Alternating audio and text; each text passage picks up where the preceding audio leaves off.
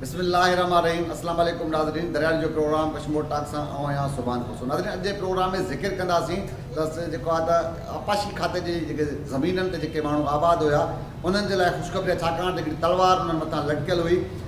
आपाशी खाते पारां उन्हनि खे हाई कोर्ट जे हुकुम जो जवाबु ॾियाराए करे उन्हनि जे घर ॾाइण जी कोशिशि बि कई पई वञे। जंहिं गुडू बेराते जेको वाक़ियो बि थियो, जंहिंमें पथराव थियो, जंहिंमें आपाशी खाते जो जेको SDO आहे उहो ज़ख़्मी थियो।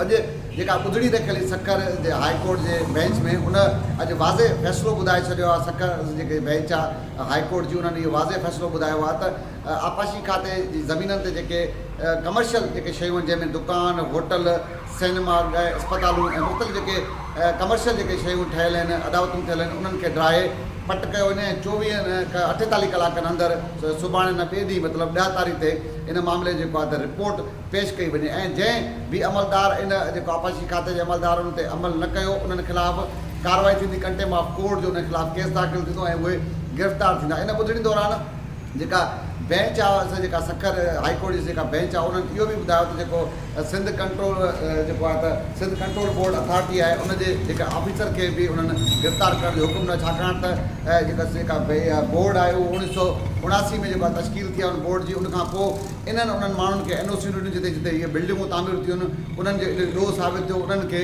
बि जेको आहे कोर्ट पंहिंजी कस्टडी में वठी छॾियो आहे। उन सां गॾोगॾु हिकिड़ी 110 जी जेका त पिटीशन दाख़िल कई वई हुई, ख़ासि तौर जेके सरकारी जेका हिरा अस्पताल आहे, सिटी अस्पताल, मुख़्तलिफ़ जेके अस्पतालूं सखर में ऐं मुख़्तलिफ़ हंधनि जेके इमारतूं ठहियल उन्हनि तरफ़ां हिकिड़ी जेको आहे त 110 जी एप्लीकेशन हुई। उनजो मतिलबु इहो हो त असांजो जेको सामान आहे, जेको इक्विपमेंट्स आहे, उहो हसास आहे, असांखे उन्हनि में कढिणो आहे उहो सामान। उन में तक़रीबन असांखे 3 महीना मोहलत ॾिनी वई। जेका बेंच आहे जेका त हाई कोर्ट जी, उन्हनि उन जेको आहे अदालत जेको आहे उन्हनि जी जो आहे 110 जेका पिटीशन आहे उनखे बि ख़ारिज कयो आहे ऐं इहो हुकुम कयो आहे आपाशी खाते जे अमलदारनि खे त 10 जेको आहे 48 कलाकनि अंदरि, माना 2 ॾींहंनि अंदरि, सुभाणे न ॿिए ॾींहुं 10 तारीख़ ते जेको आहे तमामु जेके इहे मिल्कियतूं आहिनि ऐं जेके नाजाइज़ अदावतूं थियल आहिनि, इन्हनि खे ड्राहे पट करे रिपोर्ट पेश कयो वञे। उन दौरान ॿुधड़ी दौरान जेका वकील आहे सिकंदर जोड़े जो सीनियर वकील आहिनि, उन्हनि जो इहो चवणु आहे त हाई कोर्ट उन्हनि जेके अमलदार आपाशी खाते जा उन्हनि ते सख़्तु कावड़ जो इज़हार बि कयो आहे त जॾहिं त जेको आहे त तव्हांखे कंहिं बि न चयो की जेके ग़रीब माण्हू आहिनि, जेके घर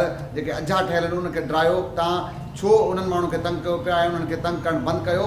ऐं उन्हनि जो फ़ैसिलो जेसिताईं सिंध हुकूमत उन्हनि खे मुतबादिल जेका जॻह फ़राहम न कंदी, तेसिताईं उन्हनि माण्हुनि खे मुतासिर जेके माण्हू उन्हनि खे तंग न कयो, छाकाणि त जेके उहे माण्हू आहिनि उहे ॿारनि बचनि वारा आहिनि, मासूम ॿार आहिनि, सियारे जी मौसम आहे, किरोना जी वबा बि फैलियल आहे। तंहिंजे करे हाई कोर्ट सख़्ती सां जेको आहे आपाशी खाते जे अमलदारनि खे रोके छॾियो आहे त कंहिं बि सूरत में जेके घर आहिनि उन्हनि सां हथ चुरांद न कई वञे, उन्हनि खे छॾियो वञे जेसिताईं सिंध हुकूमत, छाकाणि सिंध हुकूमत जो नुमाइंदो उनखे जेको आहे ॿुधड़ी में उहो बि हाज़िर थियो हुयो, उन्हनि मोहलत वरिती आहे ऐं सरकार जेसिताईं सिंध सरकार जेसिताईं इन माण्हुनि खे मुतबादिल जॻह फ़राहम न करे तेसिताईं उन्हनि जा घर न ठाहिया वञनि। ऐं थिए ई पोइ नाज़रीन त जीअं हाई कोर्ट जो फ़ैसिलो आयो, ख़ासि तौर सां वटि इहो थींदो आहे त कोर्टनि जे फ़ैसिलनि खे जवाबु ॾियाराए करे जेके अमलदार आहिनि उहो पंहिंजो धंधो हलाईंदा आहिनि। ख़ासि तौर गुडू बेराए ते बि इहे शिकायतूं आम हो त माण्हुनि खां मुख़्तलिफ़ जेके नंढा नंढा जेका अमलदार हुया, जेका ऑफिसर हुया, उहे माण्हुनि खां मुख़्तलिफ़ बहाननि सां जेको आहे त पैसा चंदो ॻोठाणा करे उनखे ॾियनि पिया। उन्हनि माण्हुनि सां वॾी मालवारी वारो जेको जान आहे उहो बि कयो आहे। पर हाणे जेको हाई कोर्ट जो फ़ैसिलो आयो आहे, इन खां पोइ उन्हनि माण्हुनि खे हिकिड़ी आथत मिली आहे। हाणे इहो वाज़े थी वियो आहे इरीगेशन जे अमलदारनि जे लाइ त हू कंहिं बि जेको आहे त घरनि खे ड्राइण जी कोशिशि न कनि जेसीं ताईं सरकार उन्हनि खे मुतबादिल जॻह फ़राहम न करे। उन सां गॾोगॾु हिन जेको आहे त वकील आहे जेको सिकंदर जोड़नि जे मुताबिक़ इहा ॻाल्हि बि आहे त जिन माण्हुनि वटि खाता आहिनि, जिन माण्हुनि वटि ज़रे जेके काग़ज़ात आहिनि, उन्हनि खे बि तेसिताईं तंग न कयो, छाकाणि त ईअं को खोड़जाइनि ते थियो आहे किथे इरीगेशन ज़मीन जी दावेदार आहे पर जेके मुख़्तलिफ़ ॻोठाणा आहिनि उन्हनि वटि बि खाता मौजूदु आहिनि, उन्हनि वटि जेके ज़मीन जा काग़ज़ मौजूदु आहिनि। ऐं हाई कोर्ट इहो बि वाज़े लफ़्ज़नि में चयो आहे जेसिताईं उन्हनि जो फ़ैसिलो थिए उन्हनि खे बि तंग न कयो वञे। ऐं अॼु जेका इहा ख़ुशख़बरी आहे ख़ासि तौर उन्हनि माण्हुनि लाइ जेके बेपहुच माण्हू हुया, जेके बचाव बंधन समेत मुख़्तलिफ़ हंधनि ते वेठल हुआ, जॾहिं अगरि इहे माण्हुनि जा घर ठहनि हा त इहे हज़ारे जेके ख़ानदान हुआ उहे बेघर थियनि हा।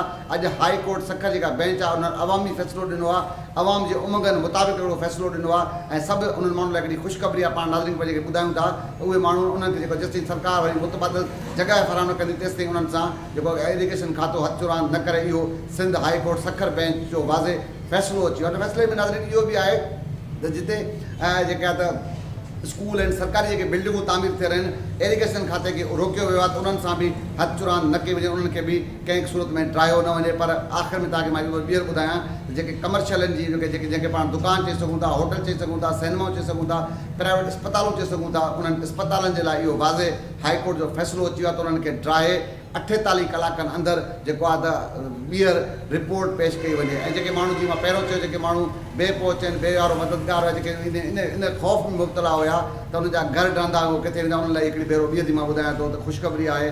सखर हाईकोर्ट जी जेका बेंच आहे उन्हनि माण्हुनि लाइ ख़ुशख़बरी ॾिनी आहे ऐं तमामु हिकिड़ो अवामी उमंगनि मुताबिक़ हिकिड़ो फ़ैसिलो आयो आहे त जेसिताईं सरकार उन्हनि खे मुतबादिल जॻह फ़राहम न करे उन्हनि जे घर न ड्राया वञनि। अॼु इन प्रोग्राम जे नाज़रीन सुभाणे वरी के ॿिए इशू के ॿिए माण्हू मुलाक़ात थींदी। अलाह वाहे।